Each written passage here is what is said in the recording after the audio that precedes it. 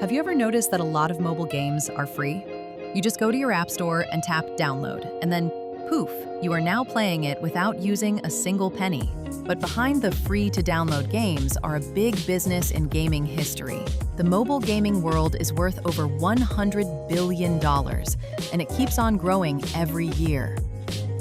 So today, let's talk about how the free apps on your cell phone can easily make money despite being free. A lot of mobile games we play today follow the free-to-play model. They don't charge you when you download the game, but they start earning money the moment you start playing. And they do it in ways we all know too well.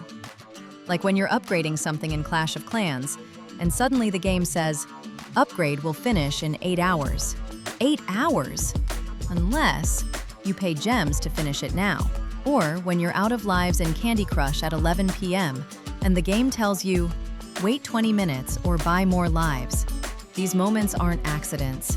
They're designed to pressure you at the exact time when you want to keep playing. And if you think only a few people fall for it, here's a crazy story.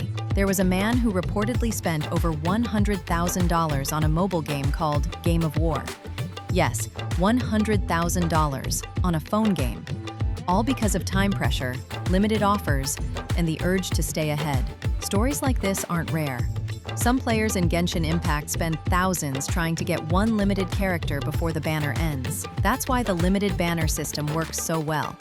It makes you feel like if you don't spend now, you'll miss your chance forever. For developers, this model works perfectly. Even if only a small group of players spend, a game with millions of players can still earn billions. That's exactly how Monopoly Go exploded.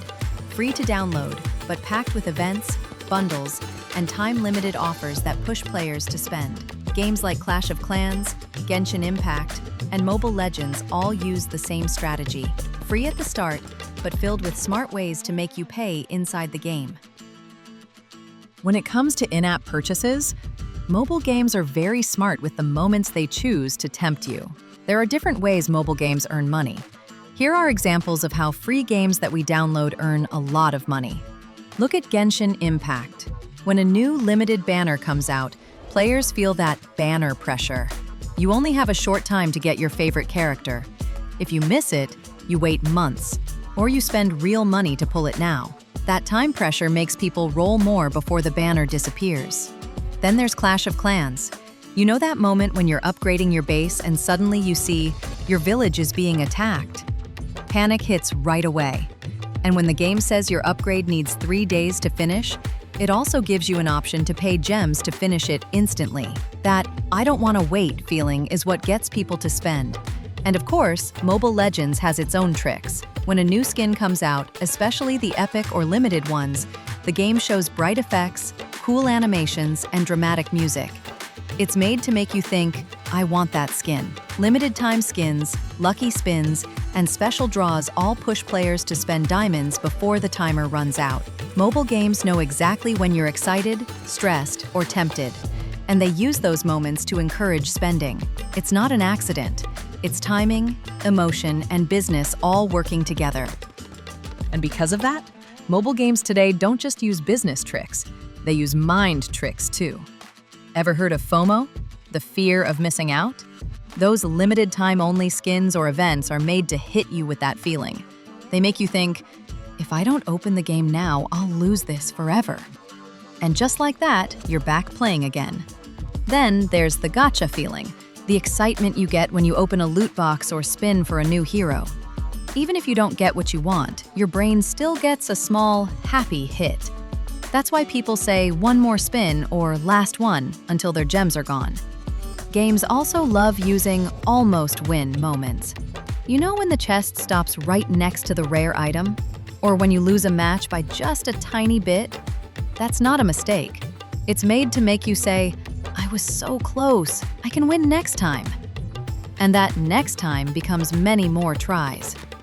And of course, there are limited time events. These events make everything feel fast and important. Special rewards, special characters, double drops, all for a short time. This pushes players to log in more, play more, and sometimes spend more. All of these things, FOMO, gotcha excitement, near wins, and event timers, are not random. They're planned. They're part of how mobile games keep players excited, active, and coming back every single day. Not to control you, but to keep the game alive and keep the business running. In mobile games, not everyone spends money. In fact, only a small group pays. But that small group is the reason mobile games make billions. Developers even have nicknames for these types of players. First are minnows. These are the players who spend very small amounts, like $1 to $5 once in a while. They make up a big part of the paying player base, but they don't bring in most of the revenue. The dolphins spend more regularly, maybe $5 to $20 every week or month. They enjoy the game and are willing to support it, but they don't go crazy with spending. And then there comes the whales, the big spenders in every game that you can play. These players spend hundreds or even thousands of dollars on a single game. And they don't just support the game, they carry it. Studies across the mobile game industry show that only about 1 to 2% of all players spend money.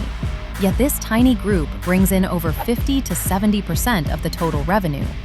That means half of a game's income comes from just a small number of players. Because of this, developers pay very close attention to these paying users. They are the reason the game earns money and stays alive. Mobile games often give them special events, strong characters, exclusive skins, or faster progress, not because they deserve it more, but because the game depends on them financially. For free-to-play players, this system can sometimes feel unfair. When paying players get stronger gear or progress much faster, it creates a big gap in power. It can feel like the game is rewarding money more than skill. But for developers, these big spenders, often called whales, are the backbone of the business. Without them, many mobile games would not be able to survive, update, or stay free for everyone else. There is also a good side and a bad side about this system. The good side? First, the best thing about mobile games is that everyone can play. You don't need an expensive console, a high-end PC, or fancy gear. A phone is all it takes. It made gaming global and simple. Wherever you are, at home, at school, commuting, or lying in bed, you can play games by yourself, with your friends, and even with your girlfriend. Only if you have one. Second, mobile opened huge doors for small developers. A simple game like Flappy Bird, made almost entirely by one person, exploded and earned around $50,000 a day at its peak, just from ads.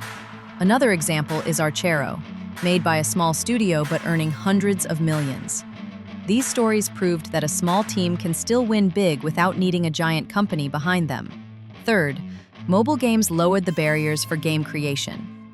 Almost everyone has a smartphone now, so developers can instantly reach billions of potential players. Platforms like the App Store, Google Play, and even Roblox on mobile make publishing easier. Game engines like Unity allow small studios to build games faster and cheaper than ever. Lastly, hits like Flappy Bird and Archero changed the industry. They showed that simple ideas could go viral worldwide and introduced new styles like hybrid casual, simple controls with deep gameplay loops. Because of these successes, developers became more creative, more experimental, and more willing to take risks. But even mobile gaming also has a clear bad side. The biggest problem is when a game becomes too focused on spending instead of fun. Some mobile games slowly push players toward buying things, not because they want to, but because the game makes it feel necessary. Many titles become pay to win, where spending money gives you faster progress, stronger characters, or better gear. If you're a free-to-play gamer, this can feel unfair. You might feel forced to spend real money just to keep up, because the progress for free players is so slow compared to those who spend. There's also the issue of constant ads. Some games throw ads after every match, every level, and sometimes even every tap. It ruins the flow and makes the game feel more like a business tool than entertainment. And even though mobile development is easy to enter, the market is extremely crowded. Thousands of games launch every month, but only a few succeed. Many indie devs make great games, but they get buried under the noise and never get discovered, even if their ideas are unique or fun.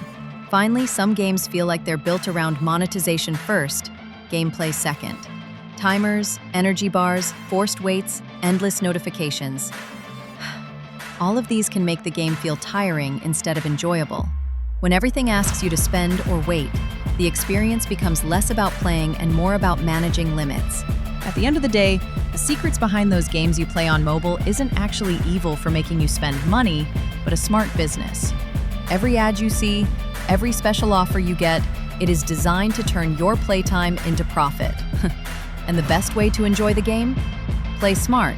And spending isn't actually required. And don't fall into those discounted skins. It's just their way to make you spend money on them. So if your favorite games gives you a special offer about your favorite characters with a skin showing skin, remember that it's not personal, only business. Thanks for watching. And if this helped you see mobile games in a new way, hit like, comment on the first ever game that you've spent money on, and subscribe. I'm Doe, and I'll see you again on our next video.